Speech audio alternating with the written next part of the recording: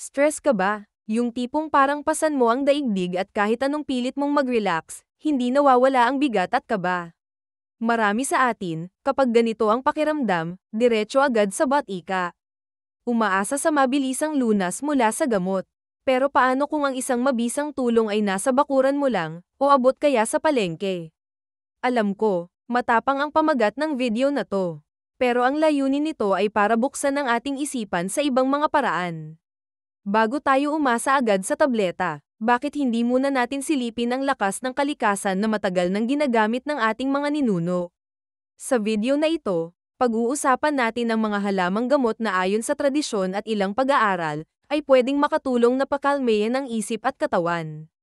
Hindi ito para sabihing palitan ang gamot na inireseta sa'yo, kundi para ipakita na mayroon tayong natural, abot kaya, at mabisang mga kakampi laban sa stress na sulit subukan. Ang panganib ng patuloy na stress bago natin kilalanin ang mga halaman, intindihin muna natin, bakit ba delikado ang stress kapag pinabayaan? Ang stress ay normal na reaksyon. Pero kapag ito ay naging pangmatagalan o chronic, para mong sinasagad ang makina ng katawan mo nang walang pahinga. Una, bagbog ang ating puso. Ang tuloy-tuloy na stress ay nagpapataas ng blood pressure at nagpapabilis ng tibok ng puso. Pinapataas nito ang panganib ng hypertension, atake sa puso, at stroke. Pangalawa, humihina ang ating depensa. Kapag stress ka, napapansin mo bang mas madali kang kapitan ng ubo, sipon, at lagnat? Ito ay dahil pinapahina ng stress hormone na cortisol ang kakayahan ng katawan nating labanan ang mga impeksyon. Pangatlo, apektado ang ating tiyan. Ang stress ay maaaring magdulot ng kung ano-anong issue sa panunaw, mula sa pananakit ng tiyan hanggang sa pagtatae o constipation. At syempre, ang pinakasentrong tinatamaan ay ang ating mental health. Ang matagalang stress ay madalas nauuwi sa anxiety, pagiging irritable, hirap mag-focus, at sa mas malalang mga kaso, depresyon. Kaya naman napakahalaga na agapan ito. Ang magandang balita, may mga natural na paraan para tulungan ang ating sarili. Mga halamang gamot na panlaban sa stress ngayon, halina't tuklasin natin ang mga natural na kakampi laban sa stress.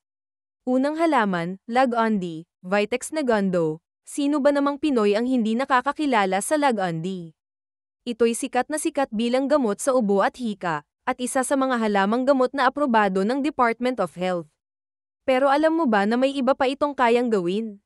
Bagamat ang pangunahing gamit nito ay para sa respiratory issues, ang Lagondie ay mayroon ding muscle relaxant at analgesic, pain-relieving properties.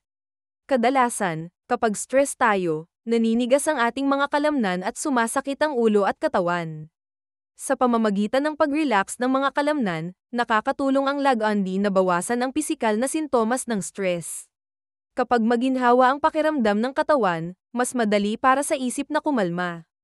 Paano ito gamitin? Simple lang. Kumuha ng sariwang dahon, hugasan, at pakuluan para gawing tsaa. Available na rin ito bilang tableta at syrup sa mga batika. Pangalawa, Goto Cola, Centella asiatica, o takip kohol. Ang Goto Cola, o takip kohol sa atin, ay tinaguriang herb of longevity sa tradisyonal na medisina. Matagal na itong ginagamit sa Asya para suportahan ang kalusugan ng utak at pagpapabuti ng memorya. Isa sa mga pinakamahalagang benepisyo nito ay ang potensyal nitong tulungan ng katawan na labanan ang stress. Itinuturing itong isang adaptogen na tumutulong sa katawan na mag-adjust sa iba't ibang uri ng stress. May ilang pag-aaral na nagpapakita na ang Goto Cola ay maaaring makatulong sa pagbawas ng sintomas ng anxiety at stress, at nakakatulong sa pagpapabuti ng mood. Gumagana ito sa pamamagitan ng pagsuporta sa kalusugan ng utak, na nagbibigay daan para sa mas mahusay na mental clarity at kalmado nang hindi nakakaantok. Paano ito ihanda? Gaya ng Lagondie, ang mga dahon nito ay maaaring gawing tsaa. Mayroon na ring mga supplement nito na mabibili sa mga health store. Ikatlo, chamomile. Hindi man ito katutubo sa Pilipinas, ang chamomile ay kilalang-kilala na sa buong mundo bilang pampakalma, at madali na itong mahanap dito.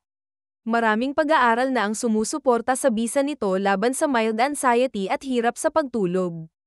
Ang sikreto nito ay isang antioxidant na tinatawag na apigenin.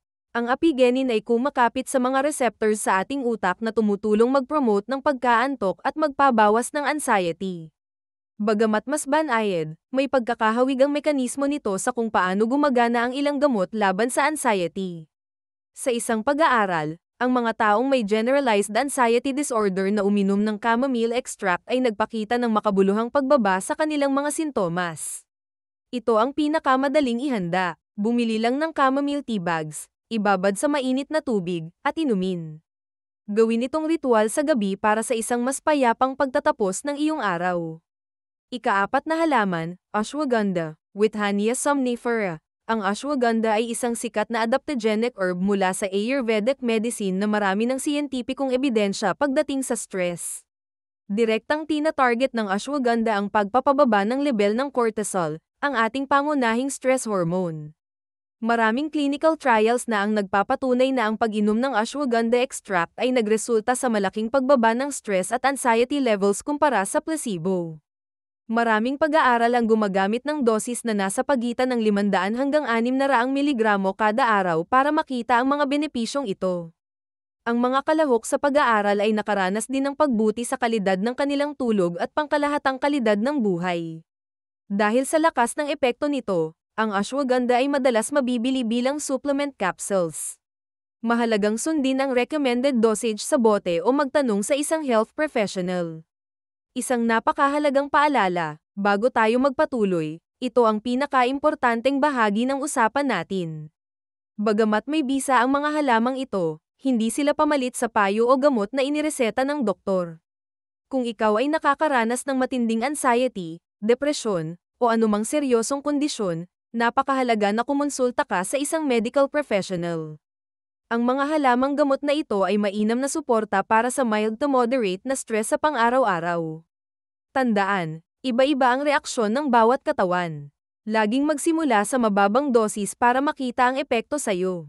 At kung ikaw ay buntis, nagpapasuso, o umiinom ng ibang maintenance na gamot, kailangan mo munang magpaalam sa iyong doktor bago sumubok ng anumang herbal supplement.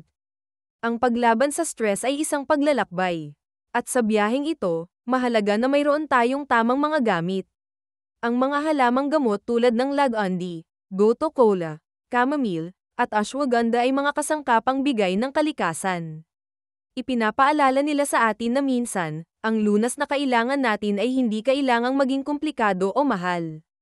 Huwag kang mawalan ng pag-asa. Laging may solusyon. Magsimula sa maliliit na hakbang. Subukan ng isang tasa ng tsaa. Lumabas at maglakad-lakad. At higit sa lahat, maging mabait ka sa iyong sarili. Ano sa mga halamang ito ang nasubukan mo na? O baka naman may iba ka pang alam na natural na paraan? I-share mo naman ang iyong karanasan sa comment sa ibaba. Ang kwento mo ay maaaring maging pag-asa para sa iba. Kung nakatulong sa iyo ang video na ito, paki-share naman para umabot din sa ating mga kababayan na naghahanap ng ginhawa. Ang pagbabahagi ng kaalaman ay pagbabahagi rin ng pagmamalasakit. At syempre, huwag kalimutang mag-subscribe at i-click ang notification bell para sa mas marami pang health tips na simple, epektibo, at para sa lahat. Maraming salamat sa panonood.